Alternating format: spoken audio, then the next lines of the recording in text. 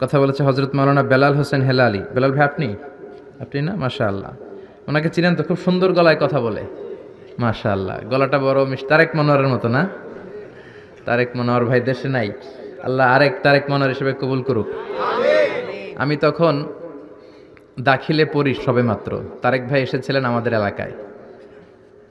তো আমাকে তেলাওয়াত করতে দেয়া হলো তারেক ভাইয়ের আগে। আমি তেলাওয়াত করলাম, ফাযকুরুনি আযকুরুকুম ওয়াশকুরুলি ওয়ালা তাকফুরুন। তো তারেক ভাই তাকিয়ে রইলেন।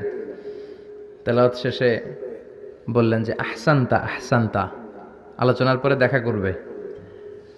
উনি কিন্তু খুব সরাসরি কথা বলে ফেলে, খুব ঠোঁটকাটা মানুষ। তো আলোচনার পরে দেখা করলাম, বলল যে এটিএন বাংলায় আসতে হবে তোমাকে, আসবা? আমি বললাম অবশ্যই আসবো। তো কার্ড দিলেন, এটিএন বাংলায় গেলাম। 2006 বা 7-এর কথা। লম্বা সময় গল্প করলাম, ওনার আলোচনার আগে একটা তেলাওয়াত নিলেন। তারপর আমাদের এলাকায় 6 দিন ব্যাপী ইসলামী সমাজ কল্যাণ পরিষদের প্রোগ্রাম হয়। তো তারেক ভাইয়ের একবার হার্টে ব্যথা, উনি একদিন আগে লন্ডনে চলে গেলেন। তো ওই প্রোগ্রামে কমিটি বলল কারি দিয়ে ওই প্রোগ্রাম চালাই, কি করা যায়? তো ওদিকে তো সব আমার চাচা, তো এক চাচা বলতেছে গত পরশুদিন যে একটা ছেলে আলোচনা করছে আমাদের এলাকার, ওরে দিয়ে চালানো যাবে, ও কথা বললে পিছন থেকে লোকে বুঝবে না তারেক মনোয়ার না কে। তো আমাকে নিয়ে গেছে, আলহামদুলিল্লাহ ওই প্রোগ্রাম করলাম। তো এই হকের কথা যারা বলে তাদের জন্য আমাদের ভালোবাসা আছে না নাই?